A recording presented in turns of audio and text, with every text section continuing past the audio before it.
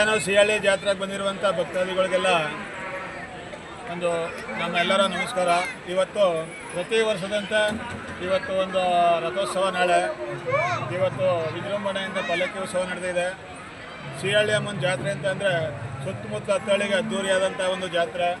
ಈ ಜಾತ್ರೆಗೆ ನಾನಾ ಕಡೆಯಿಂದ ಸುಮಾರು 2-3 ಜಿಲ್ಲೆಗಳಿಂದ ಜನ ಬರ್ತಾರೆ. 5 ದಿನ ನಡೆಯುವಂಥ ಒಂದು ಅದ್ದೂರಿಯಾದಂಥ ಒಂದು ಜಾತ್ರೆ. ಇಲ್ಲಿ ವಿಶೇಷ ಏನಪ್ಪ ಅಂತಂದರೆ ಎಲ್ಲ ಜಾತ್ರೆಗಳಲ್ಲಿ ಮಾಡಬೇಕು ಅಂತಂದ್ರೆ ಪೊಲೀಸ್ ಸೆಕ್ಯೂರಿಟಿ ತಗೋತಾರೆ. ಇಲ್ಲಂತೂ ನಾವು ಒಂದು 20-25 ವರ್ಷದಿಂದ ಜಾತ್ರೆಗೆ ಬಂದಿದ್ದೀವಿ, ಒಬ್ಬರು ಪೊಲೀಸ್ ಸೆಕ್ಯೂರಿಟಿನೂ ತಗೊಳ್ಳಲ್ಲ. ಯಾಕೆಂತಂದರೆ ಇಲ್ಲಿ ಅಮ್ಮನ ಒಂದು ಪವಾಡ ಹಂಗಿದೆ. ಇಲ್ಲಿ ಅಮ್ಮನಿಗೋಸ್ಕರ ಜನ ಎದುರುವಂಥ ಜನ ಇದ್ದಾರೆ. ಅಮ್ಮನ ಪವಾಡ ಪ್ರತಿನಿತ್ಯ ನಡೀತಾ ಇರುತ್ತೆ. ಆದ್ದರಿಂದ ಇಲ್ಲಿ ಜನಗಳೇ ರಕ್ಷಕರು ಅವರೇ, ಇಲ್ಲಿ ಎಲ್ಲ ಶಿಕ್ಷೆ ಕೊಡೋರು ಅವರೇ.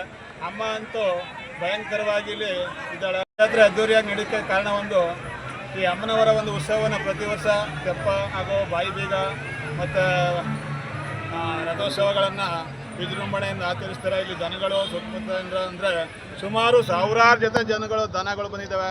ಈ ರೈತನ ಗತ್ತನ್ನು ತೋರಿಸ್ಬೇಕಾದ್ರೆ ಇಲ್ಲಿ ಒಳ್ಳೊಳ್ಳೆ ಎತ್ತುಗಳನ್ನು ಕಟ್ಟಿದ್ದಾರೆ. ಸುಮಾರು ಒಂದು 20 ಲಕ್ಷದಿಂದ 1.5 ಲಕ್ಷ ತನಕ ಬರೀ ಎತ್ತುಗಳು ಅಂದರೆ 1000 ಜೊತೆ ಎತ್ತುಗಳು ಇದ್ದಾವೆ. ಇಲ್ಲಿ 1000 ಜನ ಭಕ್ತರು ಬಂದು ಅನ್ನದಾನ ಸಂತರ್ಪಣೆಯನ್ನು ಮಾಡ್ತಾರೆ.